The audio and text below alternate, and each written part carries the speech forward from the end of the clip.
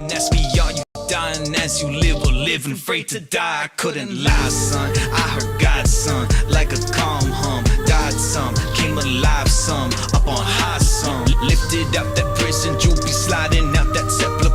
Crosshair on my body, don't care if they shoot the messenger. Ain't no weapon shall prosper, gospel flow out me like lava. No enemy that we can't counter, Mouser. I spit heat throughout the heavens to the valleys, from the highs into the lows. Everybody. I can't do it. Okay. We'll do it live. Okay. No. We'll do it live. Fuck it. Do it live. I'll write it and we'll do it live. Right. Fucking thing sucks. In 5, 4, 3.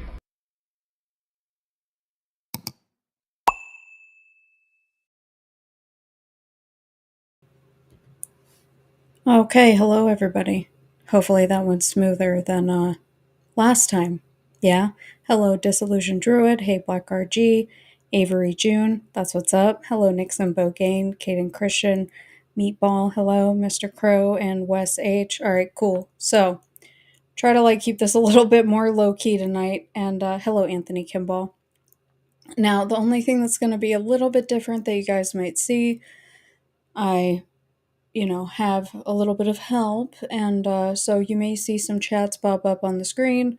We're just testing this out to kind of see how it goes, and I make no promises as to what I get to, but what are we here to discuss today? We are here to discuss the Golan-Sharp police report and Bruce Davis. I would say one of the Grim Reapers of Scientology, and I don't really know. We have a lot to get through. It's not too much, but just a heads up, the police report is pretty graphic. I mean, I read most of the graphic stuff on the podcast episode, but we are going to look at it directly. And then once the show is done, I will be traveling the next day or two, so I'll get it uploaded eventually. But let's go ahead and let's run the clip. That way we can get into it.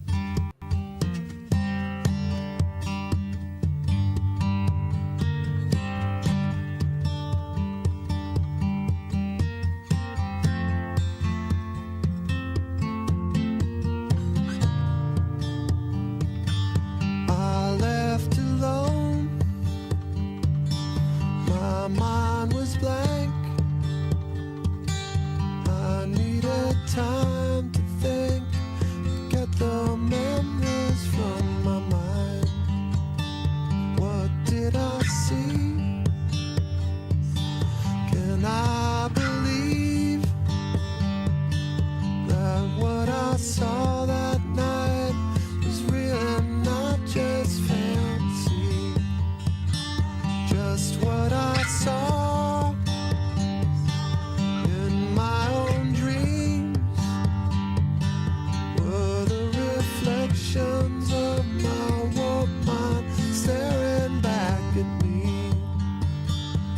'Cause in my dreams it's always there, the evil face that twists my mind, brings me to despair. 666, the number of the beast. Hell and fire respond to be released.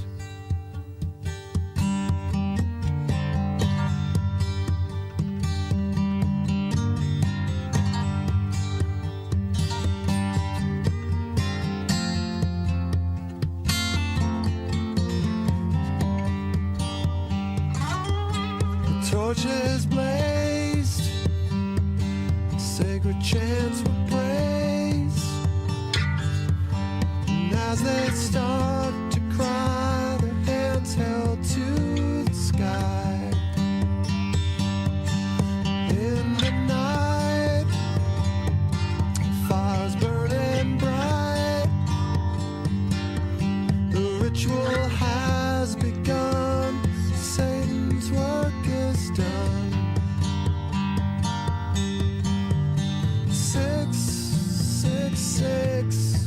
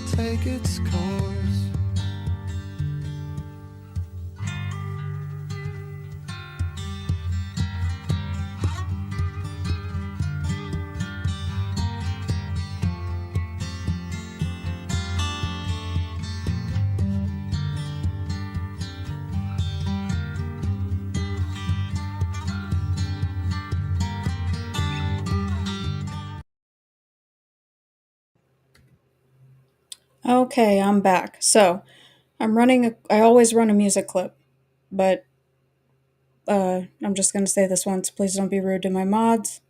They're just here to help. Okay, so let's go ahead and let's get into it. Most of you know who Bruce Davis is. I'm not here to give you his life story. However, I'm still getting over a cold, which shows I'm getting old. My body does not recover like it used to. Now, I'm not getting into his life story, and the main thing that I'm going to open up with that we're about to read is from Arnie Lerma's website. Okay, so as far as this goes, I think that Arnie Lerma is a very credible source. And, he is one of the very few that was, you know, really pushing on this angle, especially with Bruce Davis, because I think that there is a very strong argument that Bruce is being protected by the church. I've discussed this kind of at length in the podcast, but I said we were going to go through it here, so that's what we are going to do. Hopefully, you guys like my little thank you. Hopefully, you guys like my little PowerPoint photo montage we've got going. Okay, so hopefully you guys can see that. Let me take me off of here because you don't need to see me. So there's Bruce and his many iterations.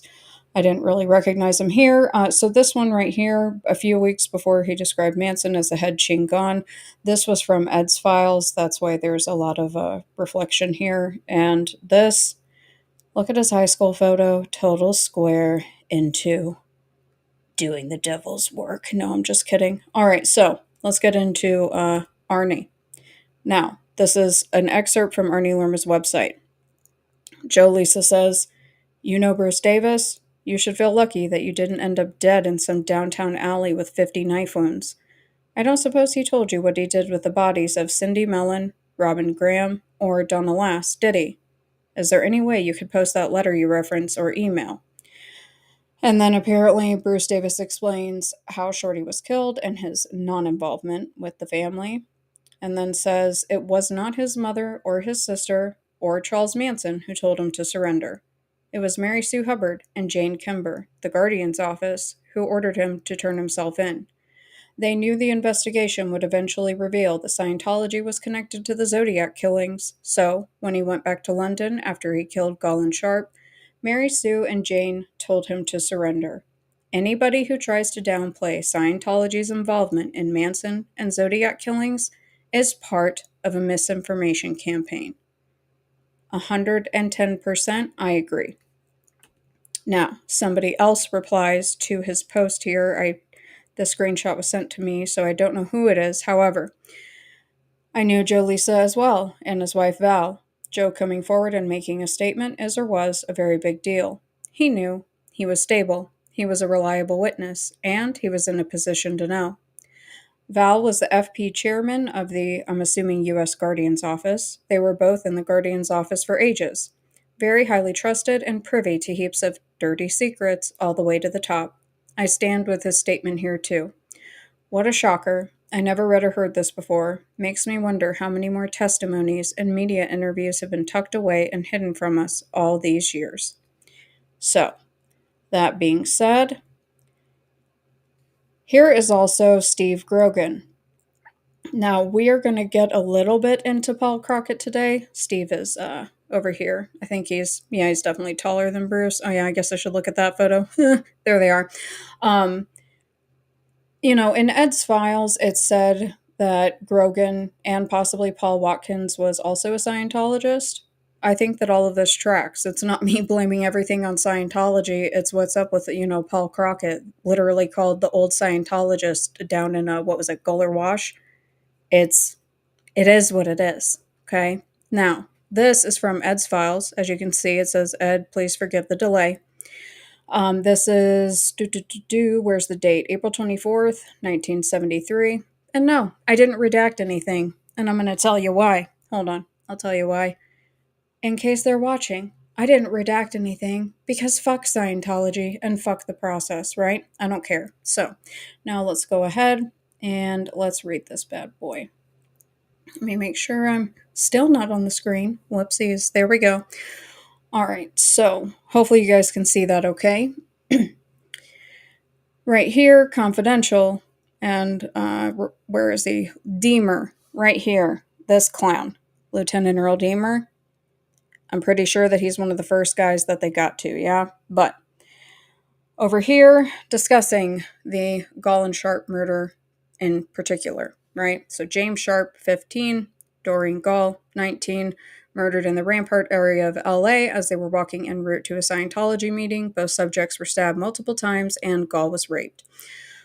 So over here says Bruce Davis, who is part of the Manson family and is currently serving 2 life terms as a responsible in both the Shorty Shea and Gary Hinman killings, was irate at Gall because she was dating a black man.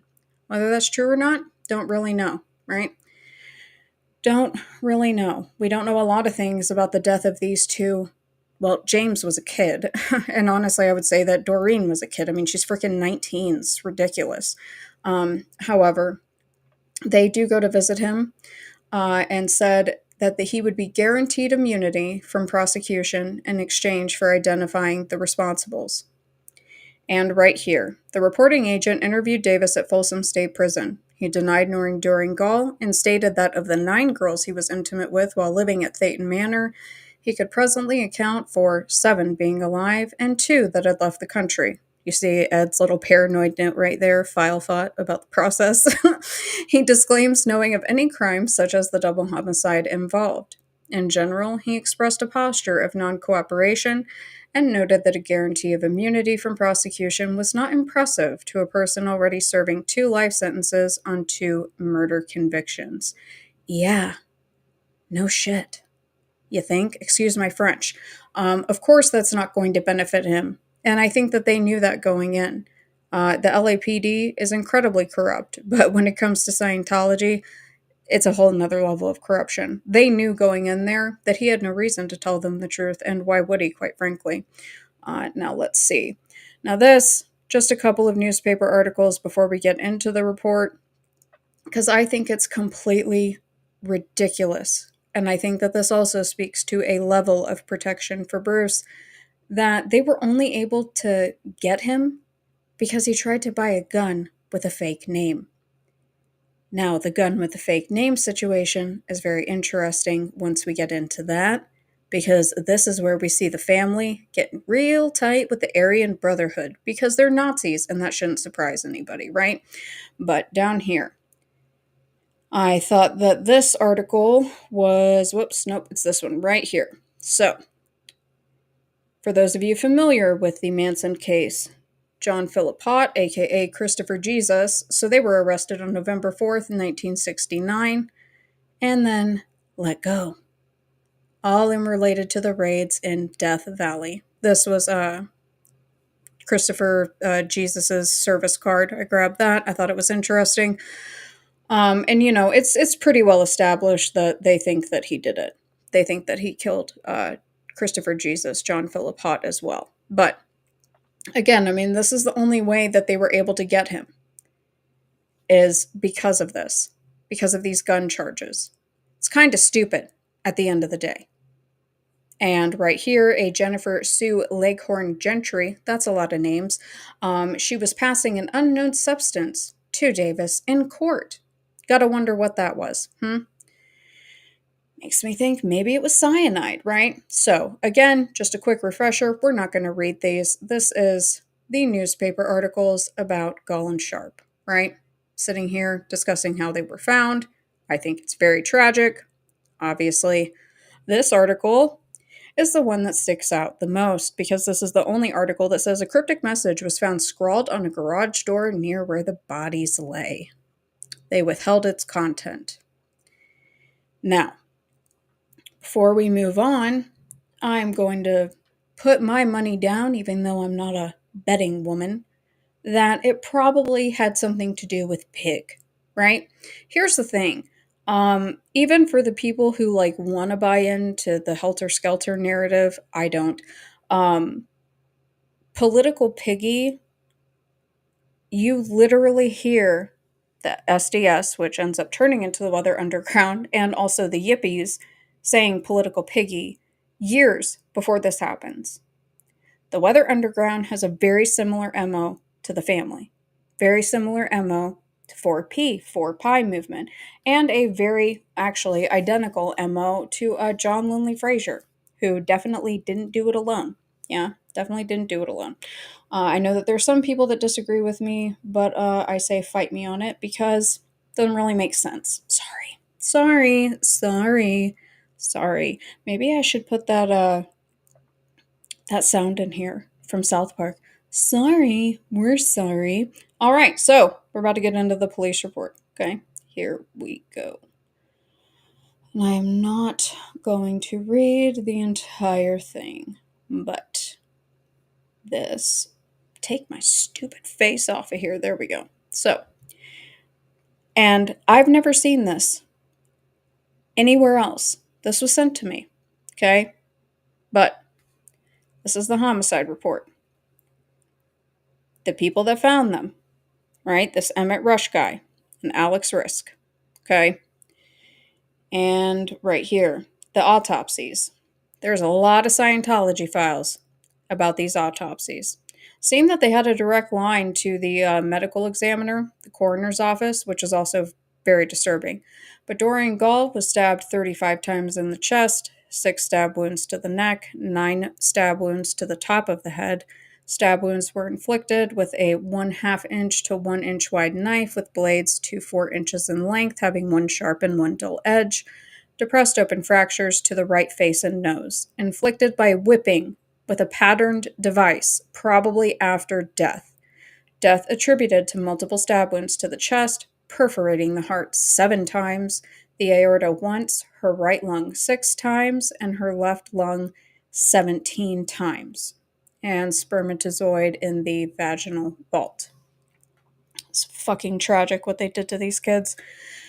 Okay, James A. Sharp sustained 15 stab wounds to the chest, 3 stab wounds to the right, 8 stab wounds to the back of the head, 1 stab wound to the back of the neck, 1 stab wound to the back of the right arm, 16 stab wounds to the back, and 3 defense wounds to the left hand. Same description of the knife here. 2 depressed wounds to the left forehead, 1 inflicted by whipping with a patterned device.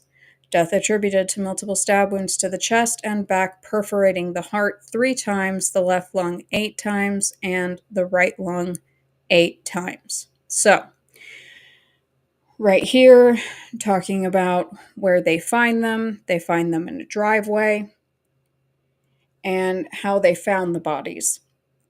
Now, as far as I think that maybe they ended up not entering the information about what may have been written on one of these garage doors, because look at how high the blood splatters were where they found James. 4 feet high. That's ridiculous. Okay? I don't even have words for any of this. Like, that's almost what I'm 5'2". I mean, that's almost as freaking tall as me, man. But he does have his Scientology, Church of Scientology, number 1398 clear. He went clear on September 7th, 1968. 15-year-old kid living with an adult doing Scientology stuff back then. You know, I guess it was kind of normal. But right here, Doreen Gall. So they're giving her a description as well. Again, obviously she was sexually assaulted, but splatters in an upward direction up to 5 feet high on the garage door adjacent to her body.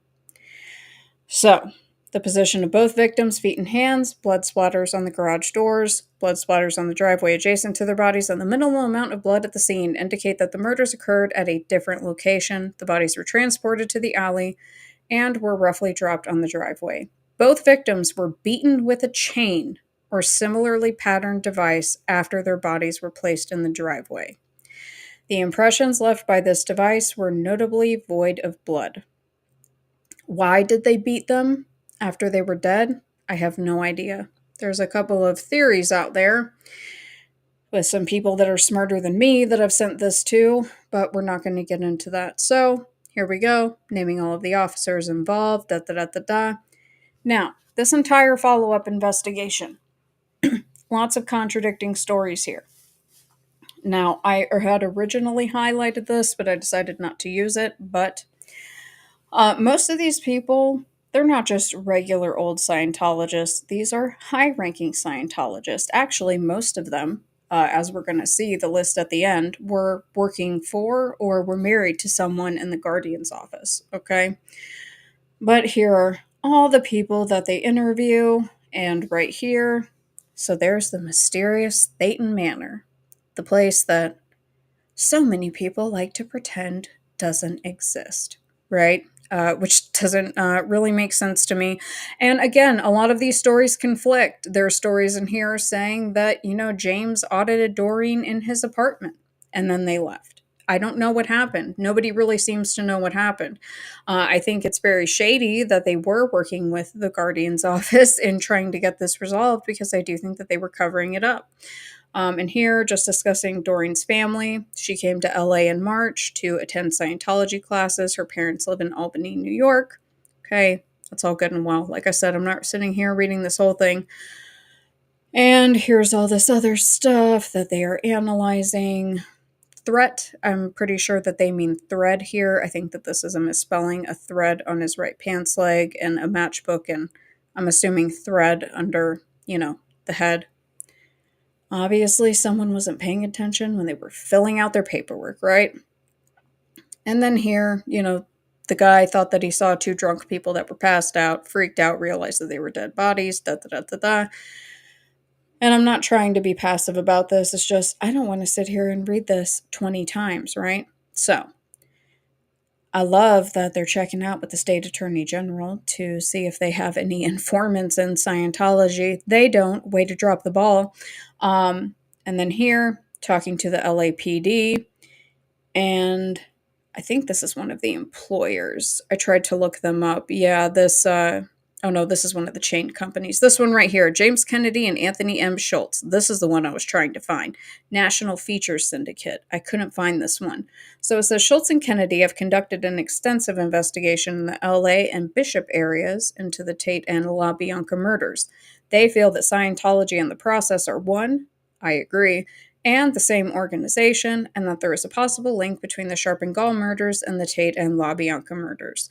During their investigation, they interviewed several nomads in the Bishop area, some of which claimed to be Scientologists. So, here they are continuing again to try and find the, company that makes these chains. They're not having any luck. I mean, whatever, give them daps for trying to be thorough. But right here, we have a new address for the family, which you guys are going to be seeing my map because I've added all of these addresses in of every single Scientologist that's interviewed in this police report. But here is the family, a group of hippies who reside here. I didn't know that they were living at 1946 Cerro Gordo Drive at the time, but it says that none of them are Scientologists or Mexicans. What does the Mexican thing have to do with it? Well, because both of them were found with hair that was not from each other in their hand. I think James was in the left hand and hers was in the right hand. Her eye was also gouged out. I don't know why they didn't include that here. But here is an interview with Jerry Ann Cohen. Scientology would be surprised if a Scientologist killed Jim and Doreen. But she says that she doesn't know Sharp. So why is she calling James Jim? Yeah. And then here she name drops Terry Milner, stating that he's conducting his own investigation. I think that this page is public. I've seen this elsewhere. If you've been here for a while or you've listened to the podcast, you already know about Leslie Ann Bouffard, okay? So we're not going to go into that. Here again, the mention of the hair, different in color and texture, all of that stuff, that's great. And Terry Milner, Scientology intelligence officer. And again, kind of being a smartass. His job is to see if the prospective candidate or their family has the financial resources required. James's family did, for sure. I know that. We're going to look at it. Let's go ahead and continue. Right here, Bouffard saying she was an ex-process member from San Francisco Bay Area. That is correct. And we're going to keep going. They bring the gang squad in. Apparently there's this 18th Street gang. But these murders are pretty specific, right? And then here, This address right here, you guys are going to see, because there were, I think, 3 or 4 Thetan Manors at the time. But this individual, Roland Mokery, said that he was at a Scientology get-together on December 1st, and Jerry Cohen said, "You will be very surprised when they find out who killed Jim and Doreen." He says that she frequently exaggerated things in an attempt to impress people, and states that she is a drug user and has undergone psychiatric treatment in the past. Well, that's strange that she's friends with Terry Milner then, don't you think? Isn't that, not allowed in Scientology? Yeah, so that doesn't really make sense. As I like to say, that dog don't hunt, right? And let's see, let's go ahead and continue. Oh, look, here is Gordon Mustaine and Arthur Marin with the $30,000. Now, I do believe that Polanski was blackmailing Yul Brynner and Peter Sellers and Warren Beatty, so I'm going to assume, until proven otherwise, that the Church of Scientology was likely basically trying to find out who knew what, and this was just a carrot that they were dangling, because there's a lot of crimes attributed to Bruce. Again, here's more people that they interview, more Scientologists. Apparently, there is this woman, Cheryl Curlim, employed at the South Bay Scientology organization, who was a psychic. And she was trying to help out, right? She had a dream. And it was something about Jim and Doreen. You guys know that I don't buy any of that, right? And then we've got Murray Perlman. We've got Bob Mills. We've got Tanny Oman. All these Scientology people, okay? Numerous Scientologists, okay? Allegedly, they received the membership list names and addresses of Scientology students and staff. I don't believe that. Let's see. Here's another individual, Scientologist. Everybody's telling different stories. And sorry that I'm churning and burning through this. Here's numerous Scientologists that were present. No one could recall. That's fascinating, because other people could, including a lot of the intelligence officers, right? But apparently at this time, December 1st, the Investigator County General's Office, they said that they are currently investigating Scientology for income tax evasion, but as we saw earlier, they didn't have any informants, right? Okay, well, that tracks. They simply were not thinking ahead as far as how dangerous this group is. Now, I thought they already had the membership list, right? But maybe it was just students. So here he is requesting it from Gordon Mustaine. Okay, that's great. I don't trust that dude either, because he was also working for the Guardian's office as well. Again, more details about the crime itself. Okay, let's get to the list of folks so that we can move on, because a lot of this is just brass tack stuff. Yeah, this is stuff with the coroner. Don't really want to read that. And, someone that worked at the Denny's, she was told that he knew who killed Golan-Sharp. Who knows? Nobody seems to have an answer, right? Apparently, they got a copy of the sign-in sheet that night from Gordon Mustaine. Don't think that they got the actual list of employees.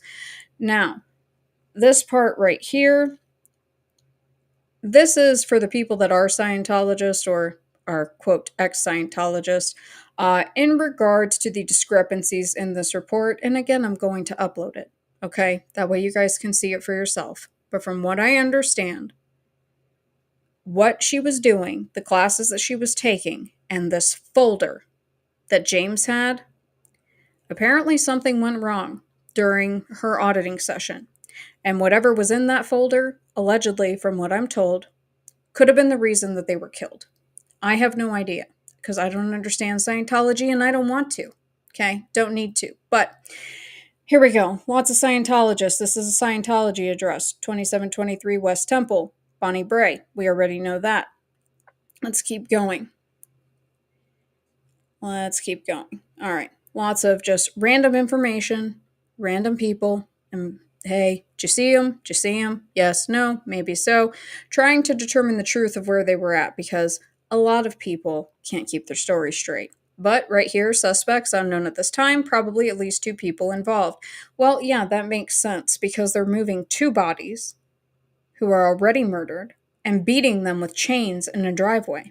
Make that make sense, right? And right here, the white manila folder. right? So let's see. We're going to keep going.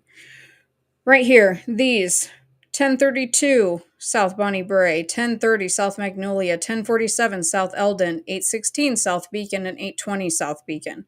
These are all Scientology communes. Could also be very similar to process houses, right? Seems that they keep a lot of this stuff locked down. Can't really find photos of Thetan Manor. Can't really find anything about it. You got to wonder why. This is certainly not that the Guardian's office has anything to brag about, but I think that this is certainly a huge stain on Scientology. Let's continue right here. Now, whoever uploaded this report, why they underlined Wendy Budlong, I have no idea. Her husband, Mo Budlong, was one of the highest ranking people in the Guardian's office at that time. But what you will notice is you have 2005 West 9th Street, and then you have this Westlake Street, right? All these people live very close by. You're going to see the map, all right? But right here, we're going to go through it. Wendy, Gordon Mustaine, Diane Litgard, Murray Perlman, I think Bob Mills, and Jerry Ann Cohen, I'm assuming, because she was friends with Terry Milner, right? Yeah, and I think that's it. I think those are the ones. But that's a good chunk of these people. Oh, yeah, Arthur Marin. There he is, right there. Artie Marin, okay? All these people, all these ones with the same addresses, these Scientology addresses, these are all intelligence people, okay? These are all intelligence officers. How the fuck would anybody, excuse my French, how the fuck does anybody expect to get this case solved when there is a very serious conflict of interest? And I really want to know why the person who uploaded this underlined her name. That's just my question. But what do I know? I'm just a hillbilly in the woods, right? So, let's see what we have here. No one recalled seeing them, blah, blah, blah, blah. And again, talking about the 18th Street gang. Yeah, that's it. That's it. Congratulations. That's what you have on Golan-Sharp this many decades later. 2 kids. No one deserves that. No one deserves to go out the way that they did. What they did to them is completely inhumane. And again, I think that it is a huge stain on the church. But this is just my opinion. That's all that it is. Now, let me organize this just a little bit. Let's go ahead and let's look at the map first, right? That way you guys can see. Because I do love my Google map. So, it's not perfect. Don't judge me. I'm going to zoom out. That way we can all zoom in together so you can see what a clusterfuck California is, right? And when you see on this map the name John D. Norman, that is the notorious child pornographer, pedophile, pederast, John Norman. Because guess what? He got a start in California. Isn't that fascinating? And we're off. So this is California. Let's turn it this way. That way it's a little more oh, look, there's the whole country, right? All right, so we're zooming in and away we go, right? So, and we're off. Dun dun dun dun. We're getting closer. So right here, this is where some of the Manson family was living, according to that police report at that time.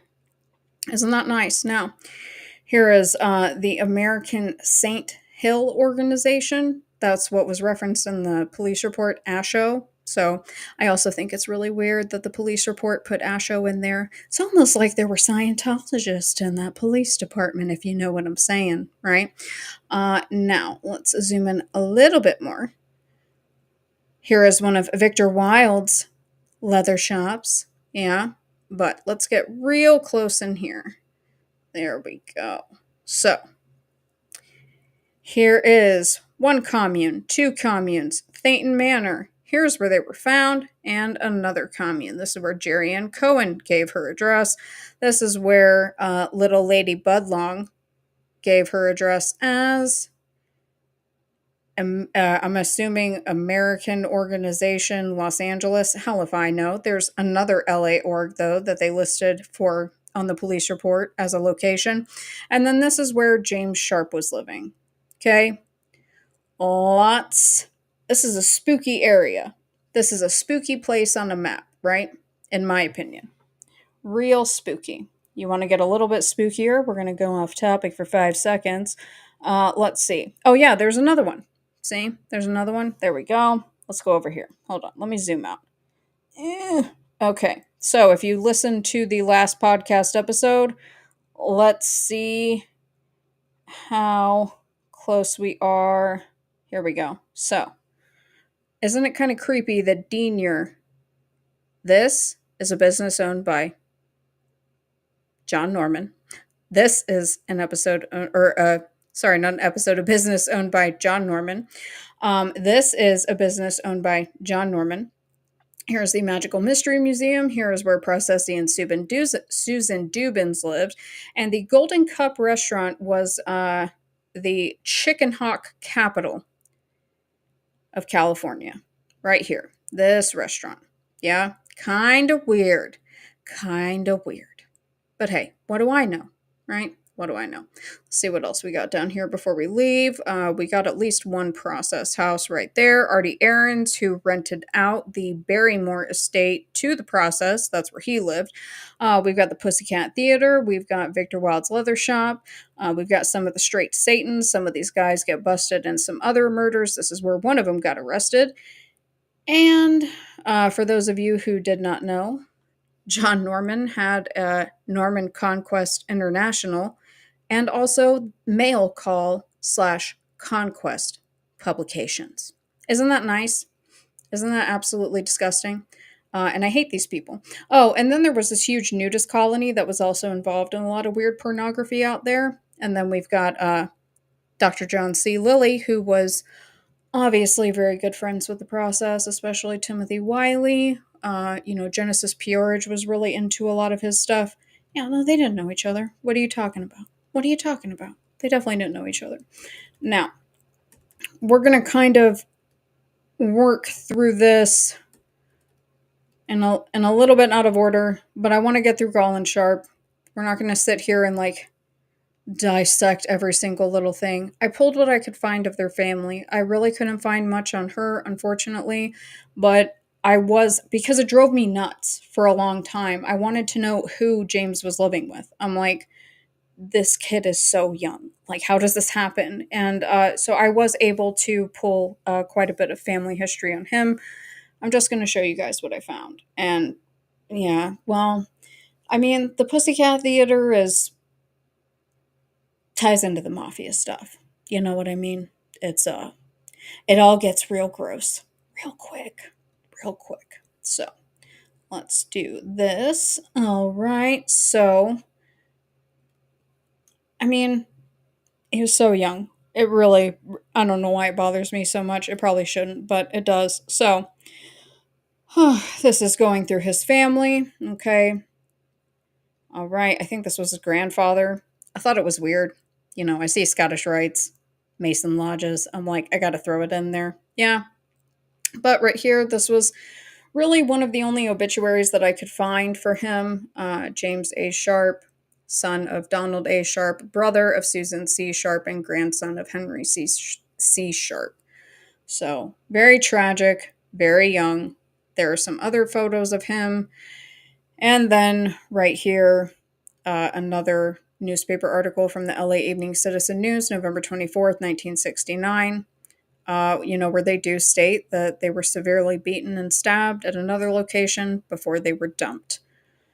So, that's that. Oh, I think this is his grandfather. Because you guys know I love family history, right? And, there's some interesting stuff because if you trace it back far enough, we've got Westchester County, because it's always Westchester County, am I right? Yeah. So, let's continue. All right, so this is Dad. Yeah, this is Dad. Yep, right there. So there's his son. There's Dad. He died in 1999. I think it's kind of weird with him ending up in California, but Daddy was a lawyer, all right? Daddy was going to school to be a lawyer.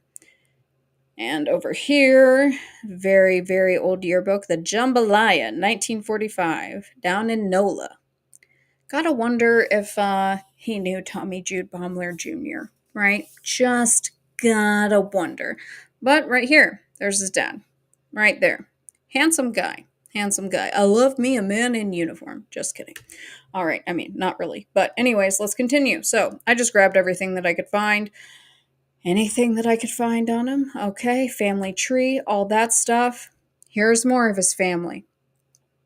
There you go, right? I'm pulling everything that I can find on grandma, grandpa, his parents, his uncle. I believe that this is his uncle that he was living with, Henry C. Sharp. This is the family that has a lot of money. The guy graduated from IT, and they were kind of, I would say, elitist. Yeah, in California, in LA. They were very well known within their circles. I think it's very strange that there's really no statement from these people about their nephew's murder. Now, I understand that James was not living with them at the time of the murder, but he was living with them before he moved in with the Scientologist. So I just think that it's kind of weird. Just think it's kind of weird. Now, this is him. Whoop, whoop, whoop. We're going the wrong way. Holy guacamole butterfingers. Okay, that's him. That's his uncle. That's the uncle that he was living with, right? That's the uncle he was living with. And again, smart guy. Certainly not dumb. Well-connected. Okay. Very well-connected guy. But, whoops, shoot. Got a little bit of a spooky resume. And hey, in honor of Memorial Day, because I do respect veterans. And that doesn't make me a sellout, okay? I like old people and I respect old people. However, this is a little bit spooky. Apparently, he served in Pearl Harbor, smart guy, and because of the now famous GI Bill, got into MIT. And apparently he was very good at lacrosse and majored in general engineering, right? But there he is. Look at him. That's great. And they love to go skiing. And they love to go to Aspen, Colorado. Again, it just kind of drives me nuts that they didn't say anything after James was murdered. It really bothers me. It doesn't bring shame upon your family, so I don't really know why they didn't say anything, but this is just a personal gripe of mine, and it may have nothing to do with anything. So, now I think that's all I have for that, so let's go back to Doreen, because this is all I have on Doreen, right? This is it. This is all we got, unfortunately. Very pretty young girl. I think that what happened to her, obviously, very tragic. And her family did release statements that, she had wanted to leave the church, allegedly. This was according to her dad. She said that she had wanted to come back home. And did that contribute to what was going on? I don't really know. I don't think that it's really a stretch, considering Scientology's MO. And it's interesting because the person that I did consult about this police report and all of the contradicting stories, they said that the course that she was going to take and the level in Scientology that she was at, she was extremely vulnerable. She was the perfect victim. She was just the perfect victim. Because, the holding onto the cans and there being little bits of electricity, just little bits of electricity is a big deal. I don't think that people realize that. And it's not me, being mean and saying, oh, these people are cooked. I mean, I can say it about some people. They're definitely fucking cooked. But, it's for someone that young going through that much auditing, possibly drugs, especially hanging out with somebody like Bruce Davis, because I don't believe Bruce. I don't think that he's credible at all. We're going to look at his 2024 parole hearing where he blatantly lies. I just think that, she was the perfect victim. And, I guess James being older, like younger than her and auditing her, totally normal back then. Totally normal. I don't really know what to tell people. I'm not going to sit here and, no, I don't, it's fine. I don't hate, ex-Scientologists. I have a lot of reticence. Fairly so. Davis's lawyer that helped Roy Ames traveled the country working with various pussycat theaters. Yes, he did, Hollis Keith. Bet. Hollis Keith knows. Hollis Keith is on my Thebus stuff. We're going to be touching on some stuff about Joel Bristow before we end this. Trust me. Now, let me find, because I think I just pulled these two things here, which was, okay. So we're going to look at these. We're going to look at the 2024 parole hearing. We're going to look at a very amusing article that I found from the LAist. We're going to look at a little bit about Joel Pugh, and then we are going to look at one article, and then we're going to move on. Okay, so let me get this over here. Wait a minute. Why are you freezing on me, you little dirty Daniel? Uh-oh. What is this doing? I didn't ask for that. Sorry, my computer's freaking out on me. Hopefully I'm still here. Hello. All right, so let's go ahead and let's look. All right, so right here. If this thing does not hide my face, I'm going to go nuts. Okay, so this is from March 22nd, 2009. It's always Manson, Manson, Manson. You've got to wonder if the other serial killers get jealous sometimes. Convicted killer Charles Manson made the news twice last week. Once just by having his picture taken. The photograph released by California Corrections officials March 19th, showing an aging Manson, at 74, quickly spread throughout the media. More obscure, and far more interesting, is the theory posited by the British Daily Mail, March 20th, that the unsolved 1969 murder of Joel Pugh was a Manson-ordered hit. Fact. Pugh was an ex-boyfriend of Manson follower Sandra Good. Fact. Bruce Davis, convicted of killing Gary Hinman for Manson, was in London at the time of Pugh's murder. This is a fact. Fact, a letter was found in an apartment rented by Sandra Good after the Tate LaBianca arrest stating, "I would not want what happened to Joel to happen to me." Bruce Davis is currently serving 2 life sentences at California Men's Colony Prison for the murder of Gary Hinman and for the murder of Donald Shorty Shea. And right here, just last year, old Bruce out here trying to appeal to the board, talking about Christopher Jesus at the top. Now, he admitted initially to the police that he did touch that gun afterwards. Okay? But here, I'm just in shock, man.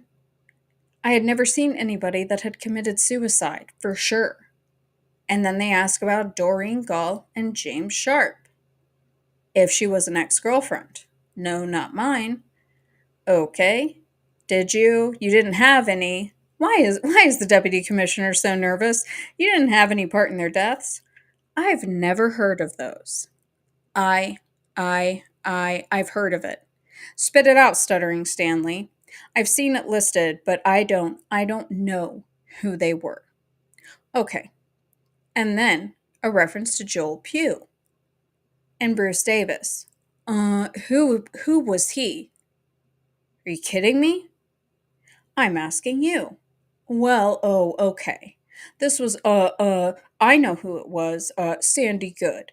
I think it's Sandy Good's boyfriend. You think? Do you think, Bruce? Yeah? So who was Joel Pugh? I only have 2 slides on him. 3. I lied. Don't believe me, I'm a dirty liar. Actually, we're not going to look at this one because it's just with a book. Whatever. But I do have a color photo of him as well as his find a grave. I already read it in the podcast. There is a State Department communication that Bruce Davis was in London at the time of Joel Pugh's death. So, why did Scotland Yard decide to rule it a suicide? Don't know. Make it make sense, right? Make it make sense. So, this is Joel Dean Pugh, died at the age of 29 All these people. So young. So freaking young. And there they are, the happy couple. Christmas 1967.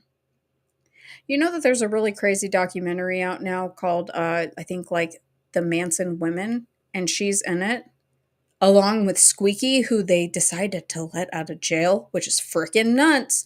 And they are still total acolytes of Manson, which tracks, right? Totally tracks. But on the left, right here, we have the death certificate. Obviously, since he was in London, says report of the death of an American citizen from the American Embassy in London. And right here, hemorrhage from cut throat took his own life while the balance of mind was disturbed. Okay, whatever you guys say. And then here is his father, Dr. David G. Pugh. Okay, and over here, for whatever reason, I don't really know, where they are saying from Scotland Yard, they give the date that he left as the 25th of April in 1969. Yeah. This is not borne out by our official records. But local police understand that he has visited our country more recently than April 1969. Yeah, according to the cops, they have direct information that he was there at the time of his death. And then he turns around and comes back. Imagine that, right? A little bit weird, a little bit sus. But we're about to see that Bruce himself, to this day, well, I mean, the article's a little bit older, but Bruce himself says some really wild stuff. I think that Bruce is probably fully aware that the cops do believe that he did it, and rightfully so, because I do too. You know, people don't think that it's like a big deal that Bruce left to go to St. Hill in the UK. You know, Manson sent somebody over there. That's a big deal. That's why I think that Bruce had more power than Manson. Sorry, that's just the only thing that really makes sense, right? It's the only thing that makes sense, in my personal opinion. But you know, there are a lot of people out here that just, you know, Manson was just in the wrong place at the wrong time, right? He's out here, he's a real truther. I agree. Manson made astute observations. He didn't lie about the porn, about Roman being a pedophile, about the bestiality. You know, he didn't lie about the mafia stuff. He didn't lie about the drug stuff. He didn't lie about the cult stuff, except for the process part, right? Because what happened? He was bragging about the process until they came to visit him in prison, right? But let's go ahead and take a quick look at this article that they referenced, the Daily Mail. That way you guys can see it for yourself and you don't think that I'm just pulling this out of my rear end, as a lot of people like to accuse me of doing. Okay? So, Daily Mail. Manson has hinted he was responsible for many more deaths, including a dozen people who may have known too much about his grisly crimes. Well, he didn't kill anybody at Cielo Drive, and I don't think that the family actually did La Bianca. But right here, retired LA Police Sergeant Paul Whiteley, who investigated the Manson-ordered slaying of musician Gary Hinman in '69, said, "I'm almost certain Joel Pugh was murdered in England by a Manson family member called Bruce Davis. We know he was in London at the same time, and we heard from an informant that the family had struck in Britain. But we were never able to get Scotland Yard interested in the case. I spoke to them, and they would not listen. We were frankly amazed that the police in England had decided it was a suicide and refused even to consider it foul play." Yeah, because the way that they found him doesn't really make sense. And then it goes into his history here, dating her, and da-da-da-da-da, and Cielo Drive, and how all of these people get together, and then, you know, they still kind of push the whole Manson was a hippie cult leader. Manson was a con man who grew his hair out. Same with Bruce. But here's a big thing. Manson was a Scientologist. Manson says if they take you down to the basement, you will do what they tell you to do. Correct. Like I said, he's made astute observations, right? He's made astute observations, and a broken clock is right twice a day. But this is my whole beef with, like, I have to see that you're in a Scientology publication. There's, what do they call it? The free range, free zone? The independent Scientologist? What is it? Ron's org? There's the public, the general public doesn't know about these other groups. So, to those people that want to say, I need to see hard evidence, fuck off. Pick up a book. Go online and learn something. Because you're not going to see these people in publications. Was that the way of old? Yes. But how many people from the Guardian's office or who were working at the Celebrity Center or AOLA at that time were told to destroy anything related to Manson?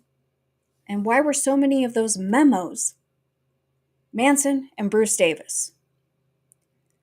I think that the person that, well, yeah, I do think he was scared of the process. I think that when they came to see him in jail, he shut up. Look what happened to David Berkowitz. Yeah? Obviously, Bruce doesn't have any reason to, come clean. And that's why, the tidbits that are out there of Bruce being interviewed, this is just my personal opinion, I can't state one way or the other. And quite frankly, I know it's really not any of my business. It's between him and God and the devil. But, if Bruce wanted to do the right thing, he would have said something. And he hasn't. David tried, at least. David tried, and look what happened. He almost, he got his neck slashed. So I think that kind of speaks for itself. But, well, what did you say here? Scientology was created by an ONI operative, so the idea that it's all going to be in writing is comical. Nixon Bogain. You get me. You get me. Thank you very much. You get me. Yeah, what am I? Sorry, I just totally had a brain fart. I'm going to be traveling. I got to fly tomorrow, so I'm like, I'm a little bit, I'm on edge. But, like, the stuff with, like, Jolly West Boss and all the ONI stuff, I'm just like, or ONR, ONI, I'm just like, come on, man. You guys really expect these people to put this stuff in writing? And the stuff that's even online, like these online publications, they can just erase your name if it's inconvenient.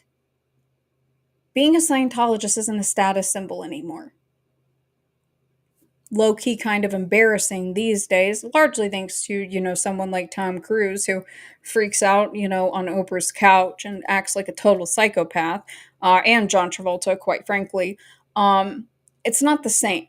You know what I mean? It hits a little bit different. In my personal opinion, because I always hear these ex-Scientologists saying that, like, Scientology's dying and the numbers are dwindling. I would like to see proof of that information. I have not seen any proof. They make claims of empty buildings and, people aren't being recruited. I think the people are being recruited. I just think it's all gone underground like every single other cult. Yeah, every single other cult. Now, the last thing, oh no, I've got a couple more things, but let's get this out of the way because it's next. I have not read, like, the latest edition. I think the only one that I've browsed through, because that's all I could tolerate, was the 1988 edition, I think, yeah. The original Manson file. Now, this one seems to be a later updated edition, not the COVID grift one where a lot of people didn't get their book and apparently got taken on a ride for like $50 for, I don't know, the past 5 years. But I'm going to show you guys because this was one of the photos that came up when I was looking for Joel Ristow's girlfriend.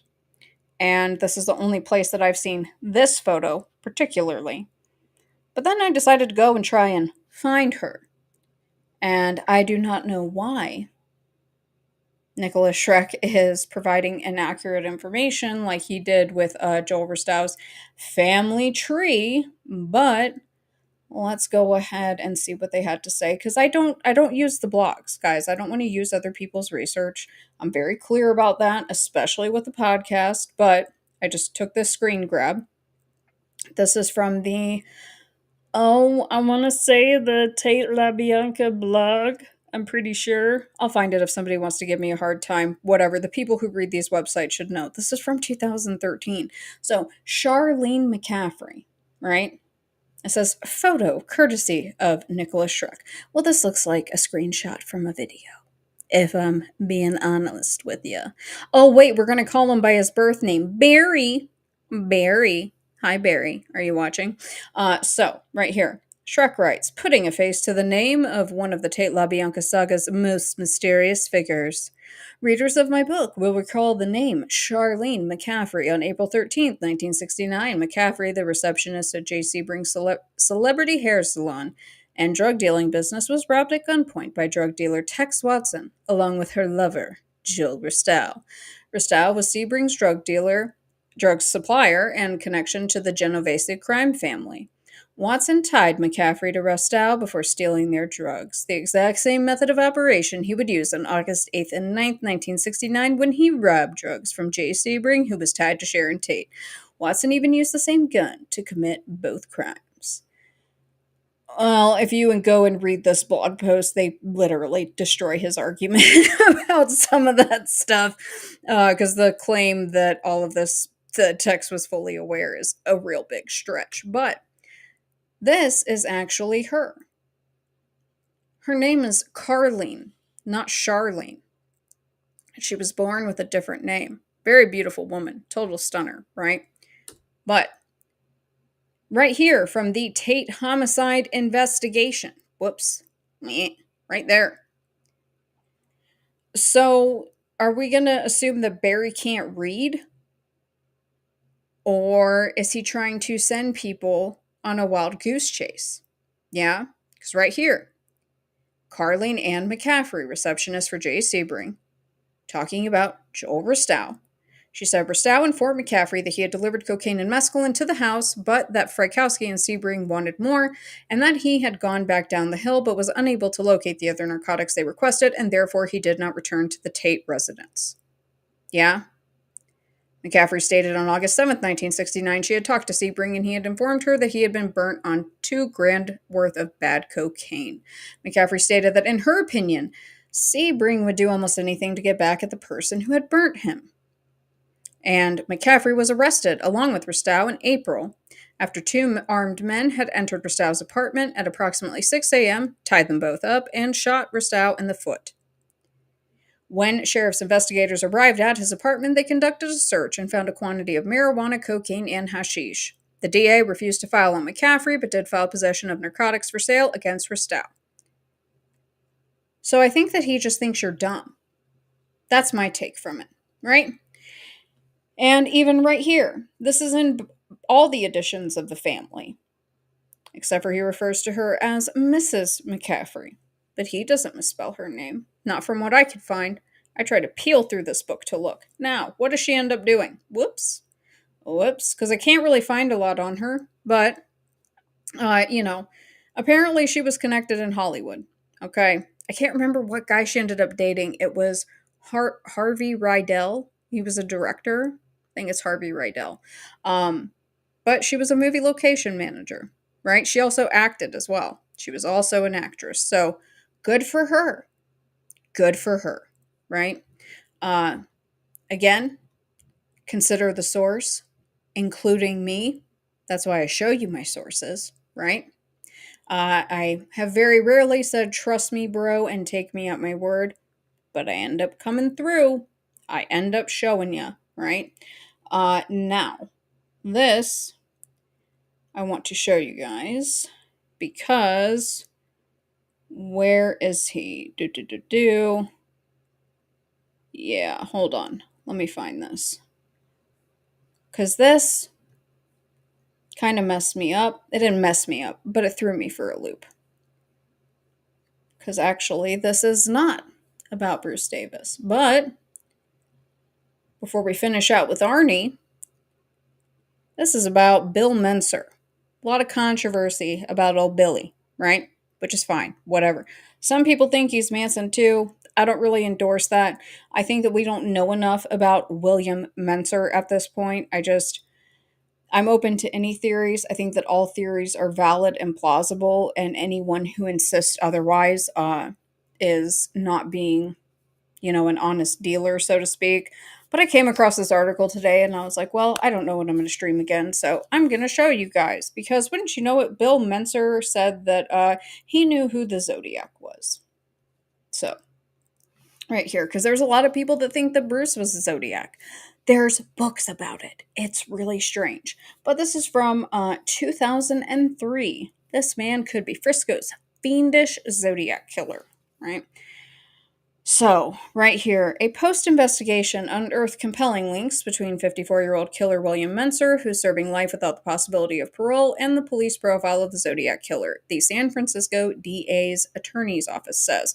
The dramatic new information has been turned over to the San Francisco Police Department, which for 35 years has searched for the fiendish killer.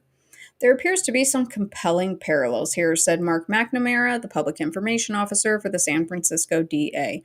We have given the information to the police inspectors for their review. They compiled this information after more than 20 hours of interviews with Menser. And they do give some interesting parallels. Like the Zodiac had military training, Menser served in the Marines during Vietnam and claims 10 kills. I think we have a lot of military crossover in most of these crimes, especially if you go back in their family history. The Zodiac murders began in December of 1968, shortly after Menser returned to California from Vietnam. I don't know. There's a lot of weird people around. And like I said, I don't think the Zodiac was one person. In September of 1969, the Zodiac stabbed 2 of his victims with a bayonet-like knife carried in a handmade sheath fastened with rivets. Menser said he had a job making rivets at an aerospace company around CB the same time of the attack. I would love to know what aerospace company that was, Billy. He also said he carried a bayonet in Vietnam. The Zodiac wrote letters to the media taunting the police. Menser said it was fun to fuck with them. What does that mean? Right? It says the Zodiac drew a diagram of a bomb and threatened to blow up a school bus. Menser, who once had a job driving a bus, told the Post he had military training in demolition and kept plastic explosives. And apparently Menser has a bit of a slow, monotone, slight drawl. He might sound like a hillbilly. I don't really know. But, lots of other interesting things here. He says, I'm not the Zodiac, but I think I know who he is. He says that the Zodiac is a 240-pound black man.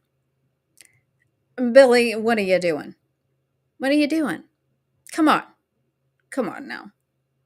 That's... what are you doing? Why are you trying to confuse people?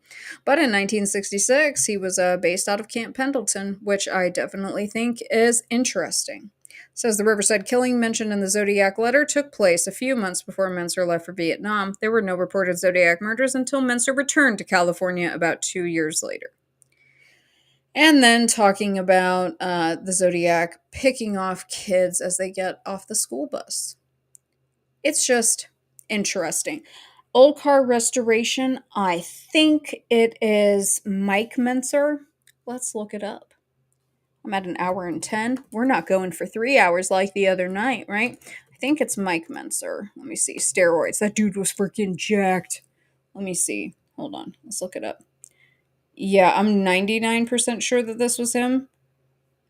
Oh, God. I mean, this just looks scary. Let me pull this out. God, this dude was freaking huge. I'm trying to just find an image so that way we're not getting a bunch of nonsense. He doesn't even look that big in this photo.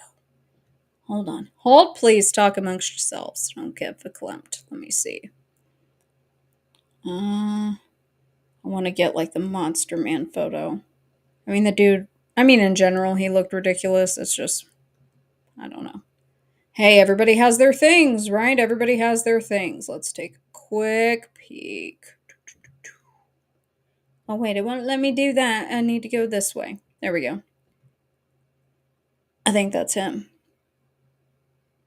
That dude is freaking jacked. But you also look ridiculous. These things look like 2 little extra heads are about to pop out, yeah? About to be 3-headed. It's not good for you. It's also not good for the family jewels, if you know what I mean. Yeah? Not good. Don't do it. Don't do it. If your friends tell you to do it, please don't do it. Can you tell that I've had bad experiences with men on steroids? All right, so let's go ahead and let's get into the last thing that I wanted to show, because I feel like I've been scatterbrained. But, so some people, from what I understand, got upset about me discussing the e-meter, saying that, like, it cooks your brain. Whatever. Take my words literally. That's fine.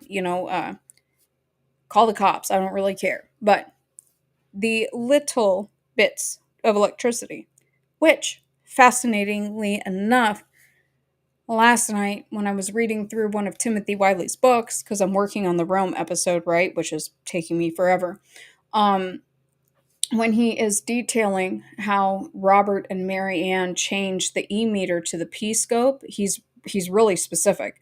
And he talks about it's him and Mother Greer, aka Janet Thornton Hope White. They were sitting there talking about how there's just a little voltage of electricity, very little. And they said that it is completely different from a standard lie detector test that is just measuring the perspiration in your hands. It is different. Slightly different, but it's still different. And again, you're sitting there being interrogated, aka audited, for hours and hours and hours on end. And you don't know that you're getting these little zip zaps, right? You don't know that you're getting these. It does change your brain. It can cause serious neurological damage. Yeah.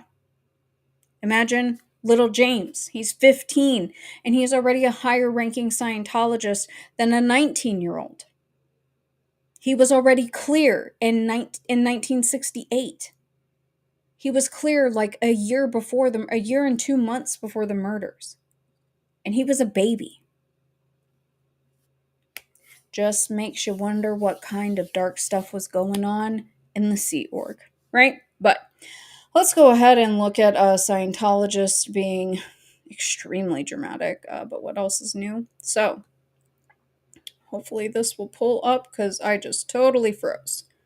All right, there we go. Again, this is from Arnie Lerma. Scientologists claiming to be Nazis in their past lives. Protection is the basis of morale. Policy drilled into members by L. Ron Hubbard. Work shall make you free. The sign above the entrance to the Dachau concentration camp. And there they are. Look at how overdramatic they are. I mean, really? Really? Okay, so. I never did, however, I do recall many of the Scientology execs in the 70s would actually brag that they were Nazis in their last lifetimes. It was so commonly known, and there were so many, that I did keep track of who was claiming to be whom last time around. They always seemed to get the promotions. Like a kid named Bill Yod, who now runs the online disinformation spam campaigns on the net, and a guy named Jack Durman who cleaned out Minister Reed Slatkin's office days before the feds raided him for running the largest Ponzi scheme in U.S. history. And here, just discussing all of this Hitler Scientology nonsense, which I guess is like kind of in the vernacular now. And again, I gotta give respect to Arnie because he's literally comparing this whole, I guess, where is it, 2006, the RTC reps now wear all black uniforms in public looking like SS stormtroopers. And right here he said, this is the uniform of the Church of the Final Process. I mean, they do have 20 names.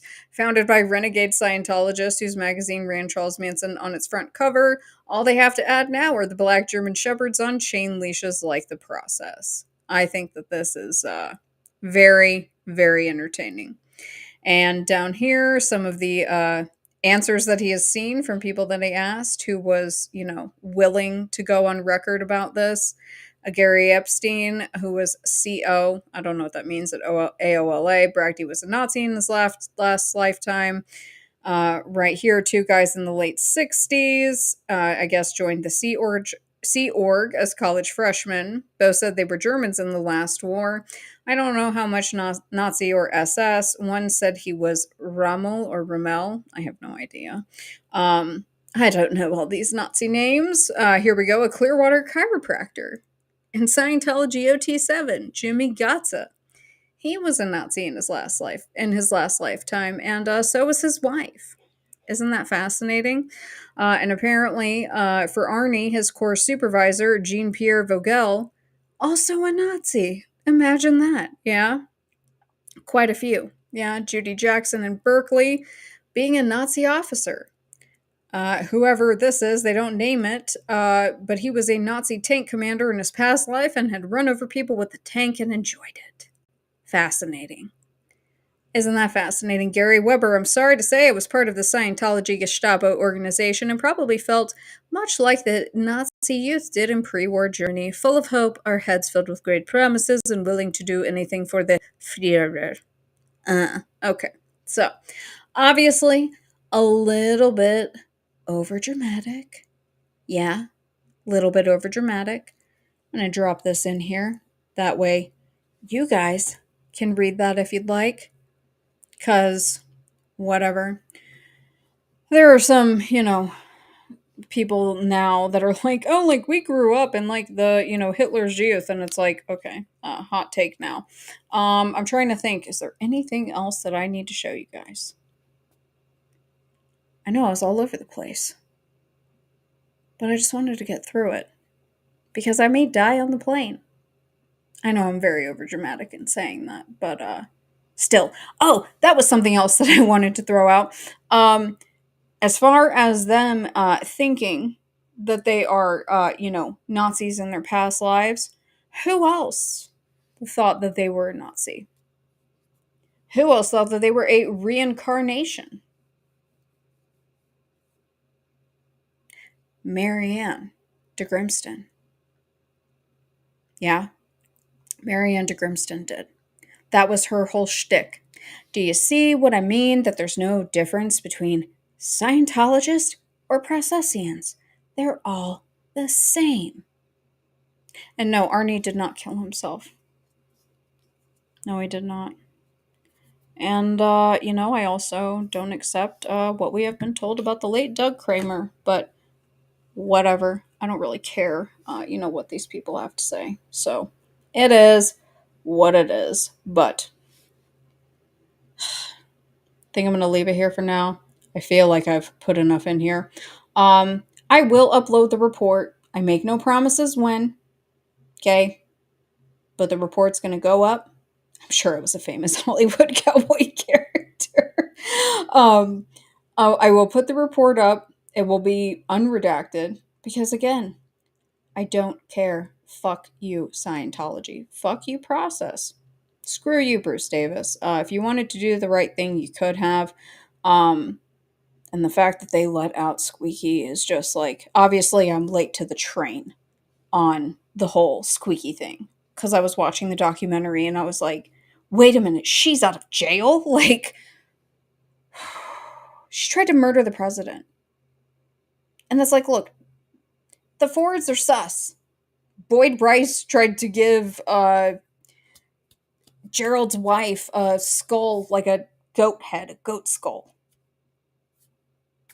Yeah. You see what I mean about all this process stuff? Because I've got a whole lot more about Barry. A whole lot more.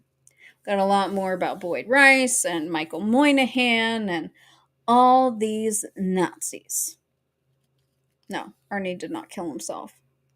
It's a shame. In some of the SPTV discords, I've seen screenshots. And just some people who come and flat out say it, that, Arnie was a conspiracy theorist. Yeah. Seems like a common name that they like to put on people. And, like I said, I think that there are a lot of people that are alive today, right now, probably watching this. I could name a few of you, but I'm not going to because you are not worth giving energy. Who know what happened because you were working in the Guardian's office in LA at the time. If you would like to actually do something productive with your life, release the rest of the files or tell the public what happened. I understand that James's parents are dead, and there's a good chance that Dorian's parents are dead. But you still do the right thing. But since a lot of you are still Scientologists, you just won't admit it, I'm not expecting it. I'm going to go ahead and, I don't like flying, old car. No. Don't smile if the oxygen mask dropped. So, I was literally about to end the stream, and then I just read that where you're like, just smile if the oxygen mask drop. I mean, look, I've accepted. I'm like, just Jesus, eat me out of here. It's fine. I'm ending the show. I'm done. I've been on here for an hour and 20. And yes, Arnie did like Dave McGowan. May they both rest in peace. I don't do hero worship. I'm sure that Arnie probably did some bad things in Scientology too. No, I'm not going to Yonkers, Steve. Jesus, why would I go there? Come on. But, people can still leave a very good repertoire of information online for people to come back and refer to. And obviously, he was very unpopular because of it. Yeah. I just think that that's all real sus. But hey, some of you geriatrics that, may or may not be too long for this world, I'm sure some of you will outlive me. Come clean. Purge yourself. Purge yourself. Unburden yourself, right? It'll be better for the world. But I'm going to let you guys go. Hopefully I live, and I will see you next week sometime. Maybe. Bye.